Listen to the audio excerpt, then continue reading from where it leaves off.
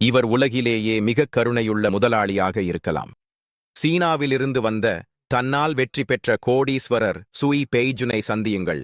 அவர் ஒரு சிறந்த முதலாளி என்ற அர்த்தத்தை மறுபரிசீலனை செய்யக்கூடியவர். அவரை வேறுபடுத்துவது என்ன? அவர் கடுமையாக உழைக்கும் ஊழியர்களை வார்த்தைகளால் மட்டும் பாராட்டுவதில்லை. அவர் நேரில் தடித்த பணக்கட்டுகளை வழங்குகிறார்.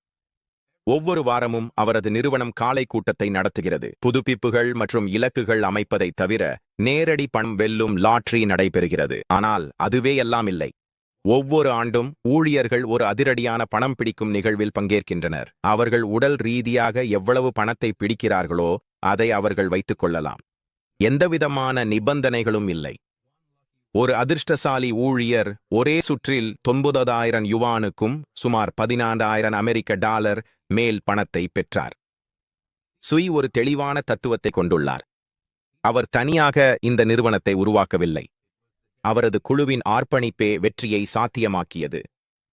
அதனால்தான் அவர் அவர்களுடன் சாப்பிடுகிறார், அவர்களுடன் வேலை செய்கிறார், மேலும் அவர்களின் வாழ்க்கையை புரிந்து கொள்ள நேரம் செலவிடுகிறார். இது வெளிப்படையாக செய்யப்படுவது அல்ல. அவர் உண்மையில் அவர்களை குடும்பமாகவே பார்க்கிறார். பல நிறுவனங்கள் தங்கள் ஊழியர்களிடமிருந்து அதிகம் எடுக்க முயற்சிக்கும் உலகில் சுய் ஒரு வலுவான முன்மாதிரியாக வழிநடத்துகிறார். ஊழியர்கள் வெறும் வளங்கள் அல்ல, அவர்கள் உங்கள் மிகப்பெரிய பலமாக இருக்கிறார்கள்.